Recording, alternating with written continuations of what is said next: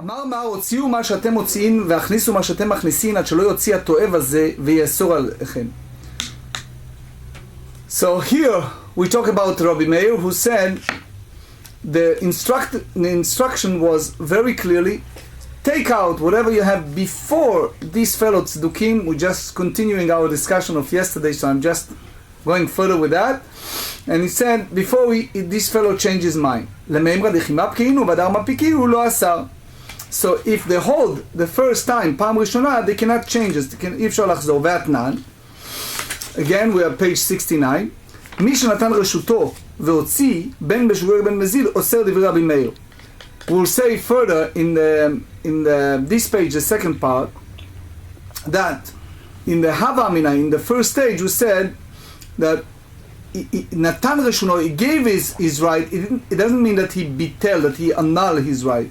Only if other people hold it, which means in the Hava Amina, in the original thought, it was shogeg, it was unintentional.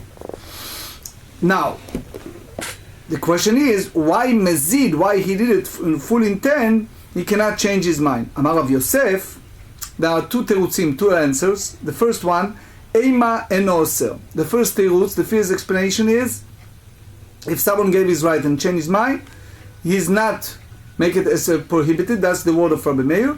Ho'il ve'echziku, because they hold it. Abaye amar lo kashya. Abaye said it's not a question.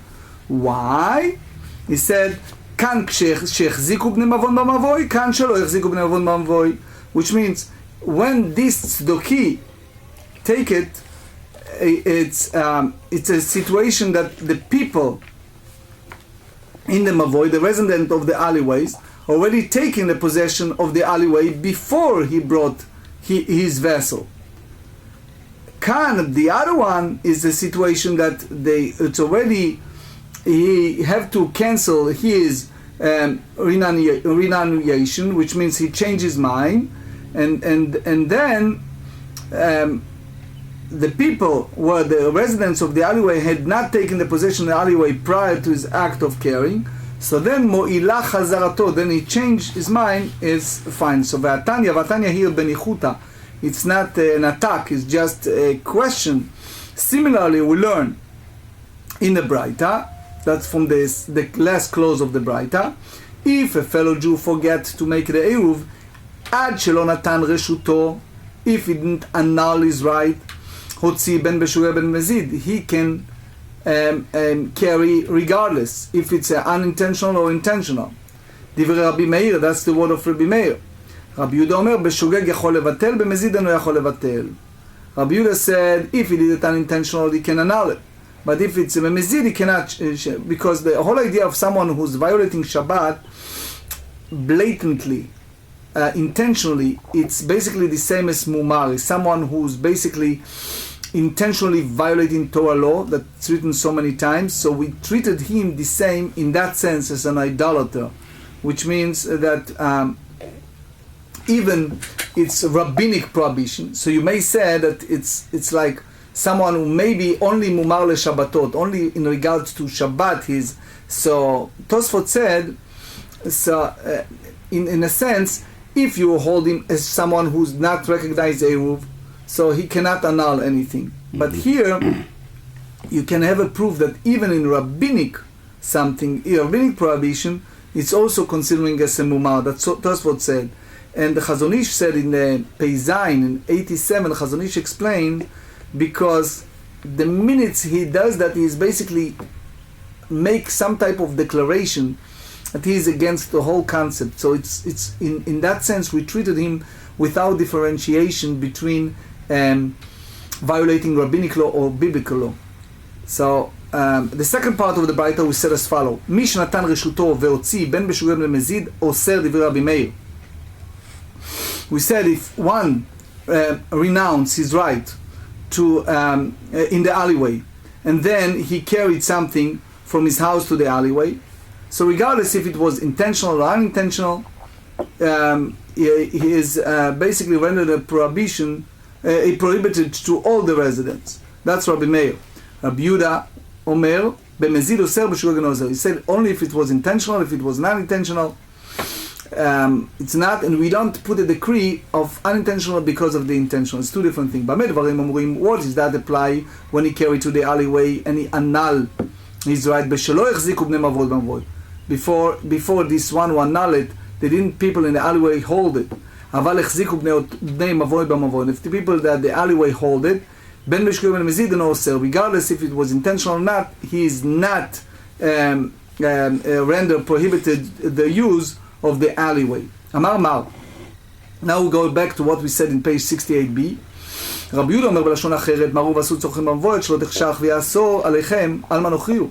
So basically, you derive from that statement that you treated that tzdoki the same as a idolater. וענן עד שלא יוציא תנן, but we said that we just wait until he is not taking it out. אימה עד שלא יוציא היום. It means he specifically meant for this particular day, which is the eve of Shabbat, but not other day. The Bach used the word yetzeh, not yotzi, yetzeh, which means before the day is gone, because after the Shabbat already began, it's already prohibited to take out to the alleyway, because this fellow tzduki cannot annul anything. V-Baitema, or other option, Lokashia, kan be'umar l'chalei Shabbatot betzina, kan be'umar l'chalei Shabbatot faresia. Ooh, it's a huge difference. So, Tosfot asks, but basic tzdukim is against everything. But we try to differentiate between someone who did it publicly or someone who was a hidden place. You close the door, nobody sees you, you're violating Shabbat, versus you go in public to show everybody that you are blatantly, arrogantly, in a rude way, violating Shabbat. כמן אז לה לתניא, מומר וגילוי פנים, הרי זה מבטל רשות. So he said, to according to who is this Tana ruling, what he taught in the Braita. You talk about mumar, someone who is a apostate, which means that he is against Torah, or brazen faced, someone who's rude, obnoxious. So he said, may not renounce his rights in favor of his neighbor. So let's clarify what we mean. When you take gilui panim umar have, if someone who's rude, you consider him the same as someone who's mumar, is a apostate, it's two different things. אינו יכול לבטל רשות. So someone who does that in public, violating Shabbat, he cannot annul any rights.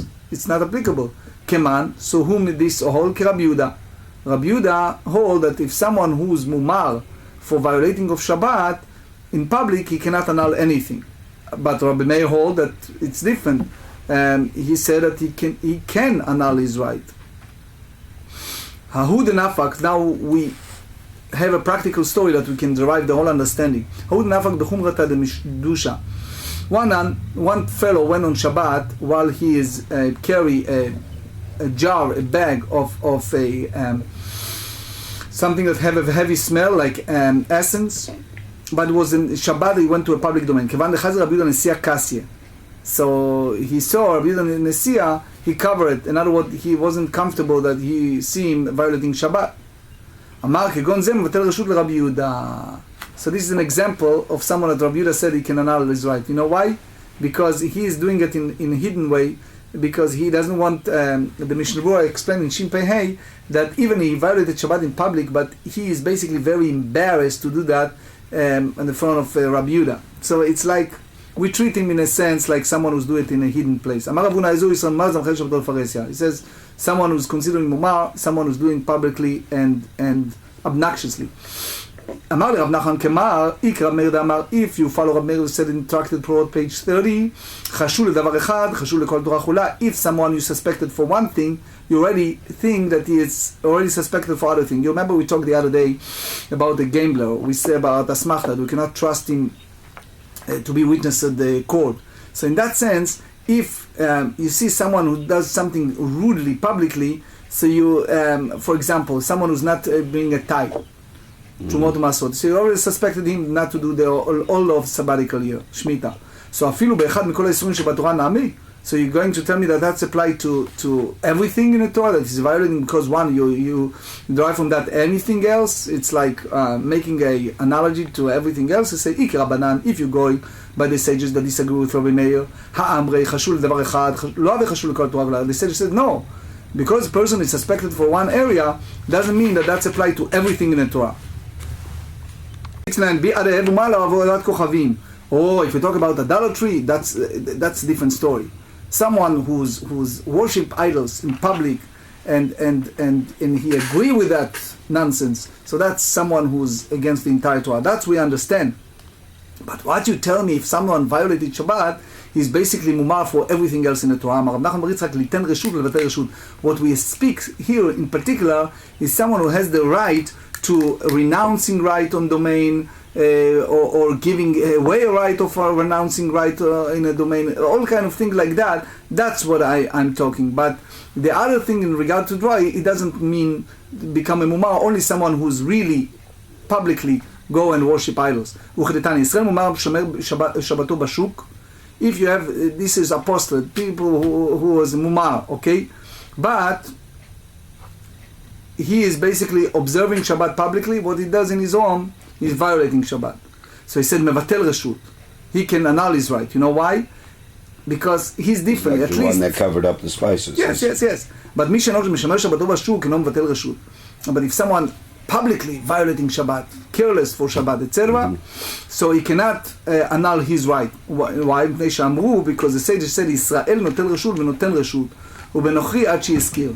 The sages said that a fellow Israel, he can take the renunciation and bring renunciation, but idolater, you need to rent the right from him. Keitzad. How you do that? Omer lo, he need to say to his neighbor, to his fellow, Reshuti kruya lecha.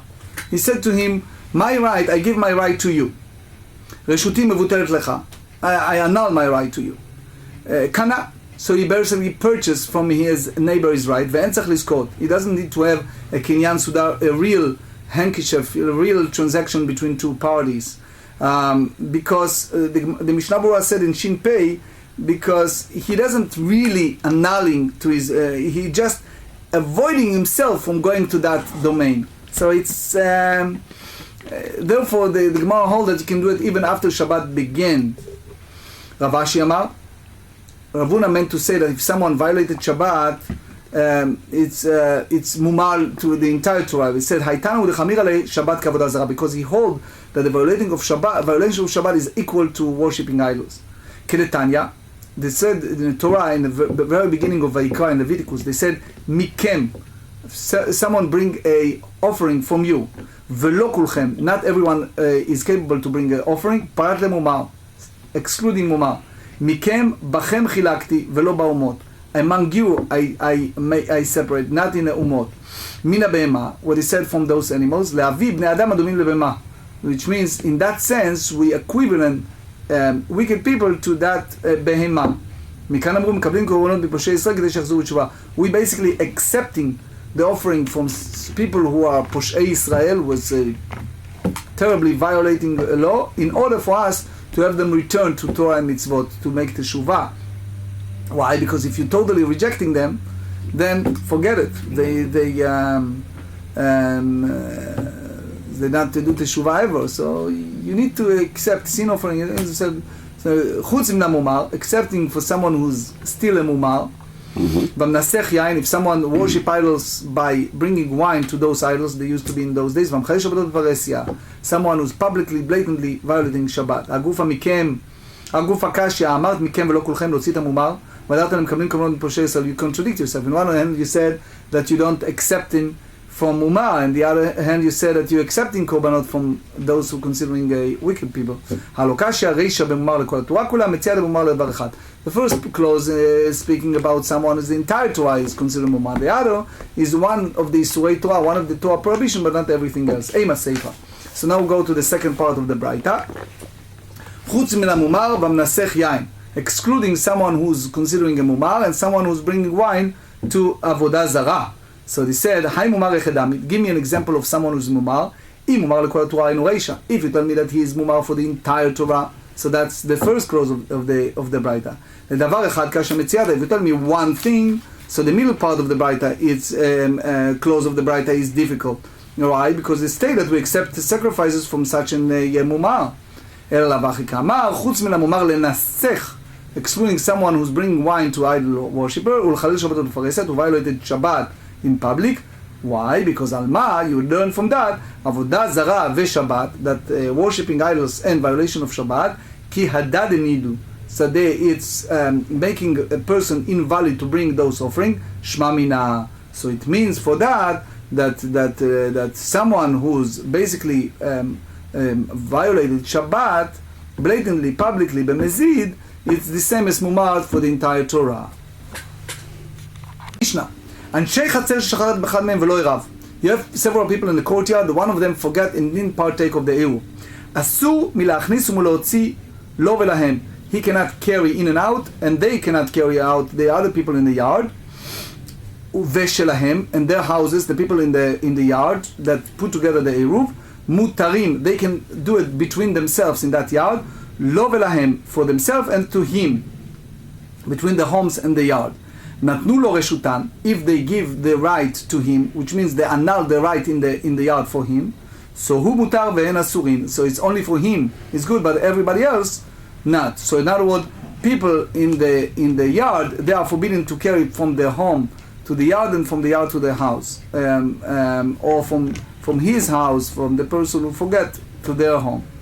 היו שניים, if there are two people forget to make it a עירוב, אוסרין זה על זה, they forbid to carry from the house and the yard and vice versa, because that's the principle. אחד נותן רשות ונוטל רשות. One person can basically make and give his right to domain. However, שניים נותנים רשות ונוטלים רשות. But two may not receive a right and not give the right. So meaning that everyone can annul the right, because still this yard is belong to both of them, and therefore you cannot carry there without the עירוב. ממתי נותנים רשות? General question, from when may we give away a right in a domain? בית שמאי אומרים מבעוד יום, before Shabbat. ובית הלל אומרים משחשכה, after the sunset, which means after the Shabbat. So the Gemara explained the roots of that disputation. מי שנתן רשותו. Now we go again to someone who annul his right, and he allow people in the yard to carry, והוציא, and then he carried from his house to the yard, בין בשוגג בין מזיד, regardless if it was unwittingly or intentionally, הרי זה אוסר, he forbid that yard. דיבר רבי יהודה אומר, רבי יהודה disagreed with him, he said, במזיד, if he did it, if he carried to his yard intentionally, then he annul his right. בשוגג אינו אוסר, but if he acted unwittingly, he does not render carrying prohibited. So the Gemara now dealing with the first part of the Mishnah. ביתו דאסור, חצרו שריה. So what do you tell me? That his house is prohibited, but carrying to and from his share in the courtyard is permitted to other residents of the courtyard. So he said, what exactly we're talking here? If you tell me that the resident who forget to establish an Eruv renounce his right, so ביתו amayasu, why his house is prohibited? Ilo batel chatzero amay sharia. But if he's not annulling his right, so why you allow his yard? Because that domain is forbidden to everyone else. Because he made a specific disclaimer that he annulling his right over his yard, but not over his home. So in other words, he tells the people in the yard that he annul his right, just general, but he in his intent it wasn't also his house. So the Rishonim go two different directions here. What exactly he meant? The sages said, which is the Tanakama, if someone annul his right in his yard, he doesn't annul his right in his house. That because people sometimes living in a house, even they do not have the right to use this yard, which means even he annulled the right to others, we do not say that he annulled the right also his house, because sometimes people live in a house without yard. So as long as he's not included the right of his house in that annulment, so that not part of annulling the yard, and because his house remain in his domain and the yard it brought upon the people in the yard, so you cannot carry between his house to the yard because it's two different domains. ושלהם מותרים לו ולהם, but the houses of the other people in that development, they allow to carry between their houses in the yard to the one who annul is right, and vice versa. Everybody can do that. My tama, what's the reason? Dehave oreach legabayu, because he is considering as a guest for them, because he is subordinate to them and may carry whatever he wish to. He's just a guest because he's not part of them. So you see that the Meiri said that a person considering a guest only in other houses, but not in his own. Natnu lo reshutan.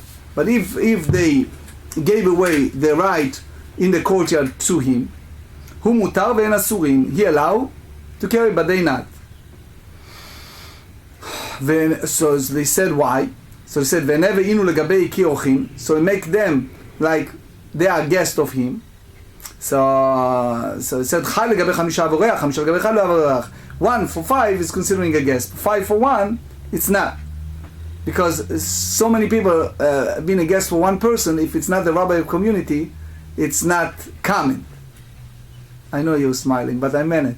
Shma mina, mevatlin vechozrin umevatlin. So we learn from it that one may renounce his right in favor of another when he needs it, and then the later may renounce first of his right in favor of the former when he needs it.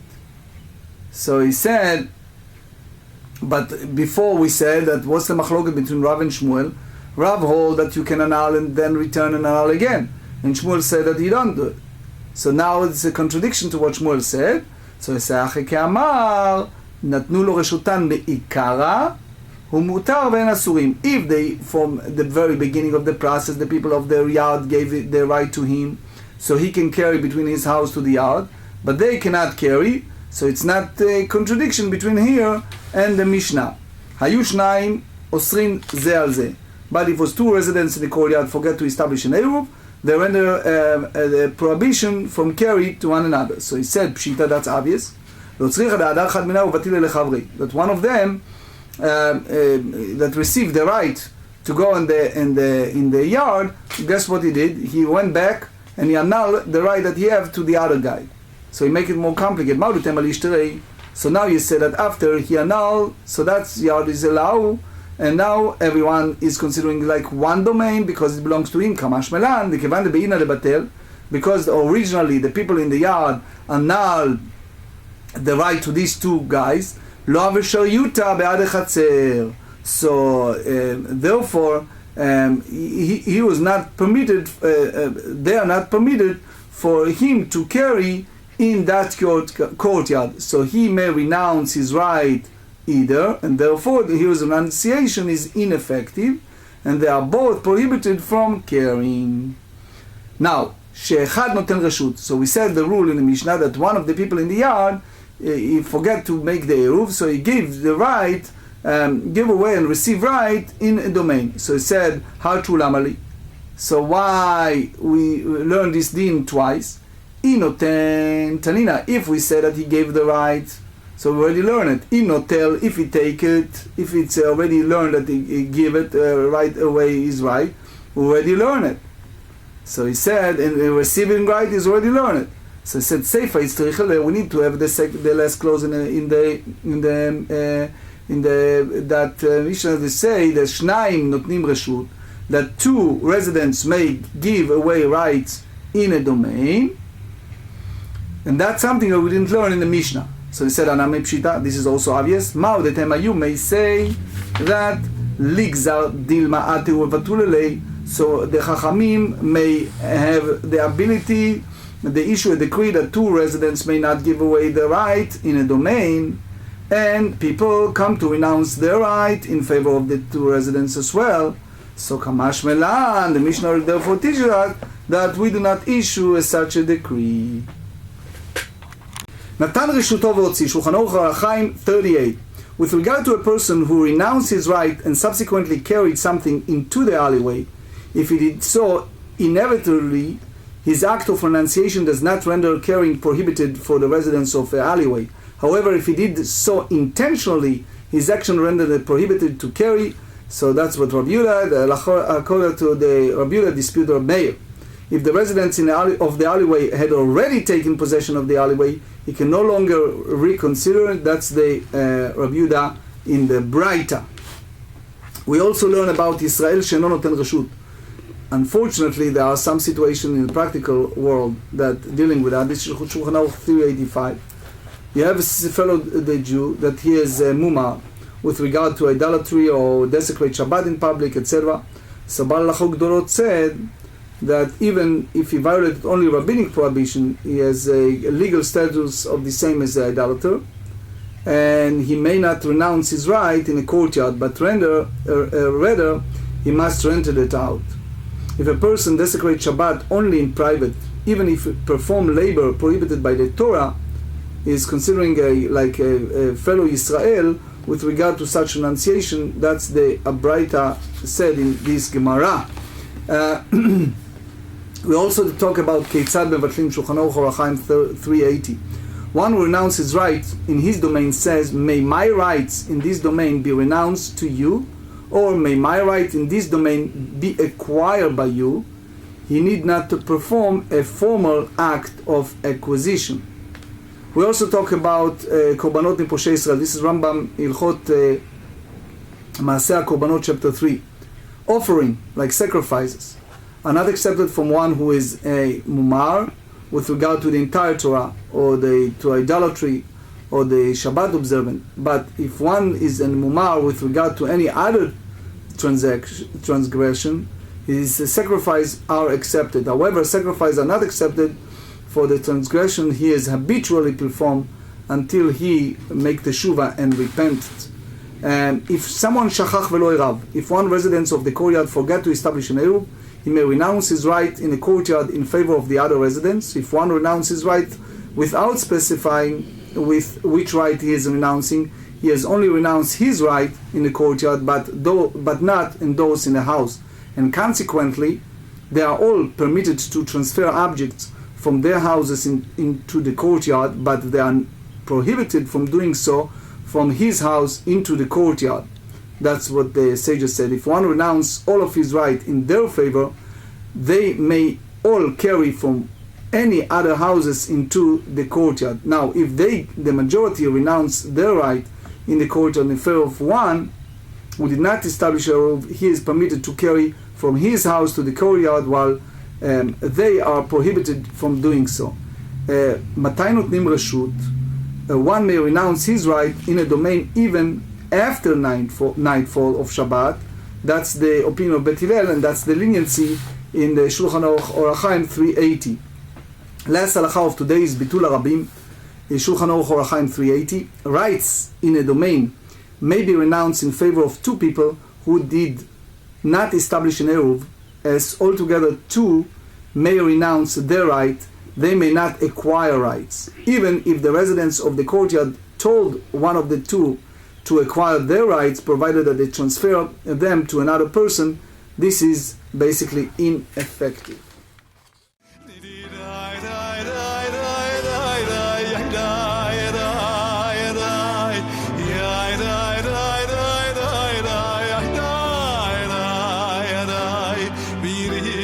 Shula